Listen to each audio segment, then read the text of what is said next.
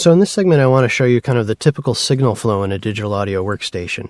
It's good to understand the signal flow of the workstation in terms of kind of how things are set up, how they get hooked together, and what devices do what things. So let's start over here kind of on the left. We have sound sources. This references kind of an acoustic sound like a voice, an acoustic guitar that we need to pick up with a microphone, which we then feed into our digital audio interface.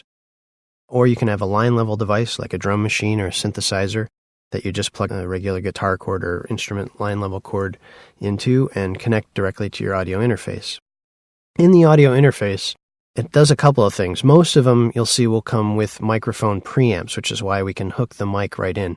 That's supposed to look like a microphone input jack. This is a helpful thing to have. It'll also have outputs that let you feed monitors and headphones. But most importantly, your audio interface will convert your analog signals, which is what we have coming from our two sources, into digital information, A to D conversion. And this is probably one of the most important things that happens in digital audio. Once we convert these analog signals into digital, we can send them to our computer, and our computer can deal with them. We can record that digital information, those ones and zeros, to the hard drive. And then via our DAW software, we can record, edit, manipulate, create big pieces of music, create podcasts, change the volume, the scope, the scale of all the things in there. We can really, it's nonlinear, and we can really do anything we want to that sound once we have it in there, really only limited by how crazy your software is and what it's capable of. So that's where we're going to do a lot of the work. You're going to be staring at a screen most of the time in terms of kind of working with digital audio. Once we have it in there and it is digital, we want to hear it back. We send it back to the audio interface, which, by the way, the interface is usually connected these days by USB 2 or by FireWire.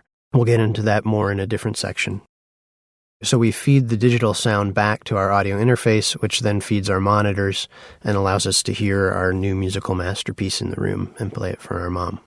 So this is a good setup if you're just working with yourself or just doing a few tracks at a time, because a lot of times your audio interface will come with usually just 2 microphone inputs. It might be more line inputs than that, and some do come with 8 inputs, but if you're doing a lot of work with more tracks or full bands, you might want to look into a mixer, which we've got here in the next slide. And the advantage of a mixer is that it will have more channels and more microphone preamps and individual control over each one of those inputs, that you can do a lot of level setting and gain staging and start to get your sounds together before you get them into the audio interface. Sometimes you can run outputs to inputs. There'll be inputs on your audio interface and you can run right out. Sometimes there'll just be a couple and you'll want to bounce down a whole mix, like you might use 8 tracks on a drum set, but only be able to bounce that down to 2 tracks in your software.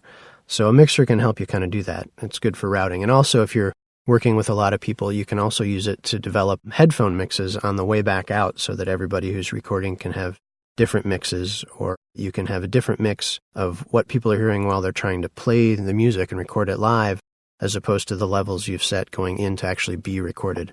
I know that sounds confusing, and we'll explain how you would do that in a different section.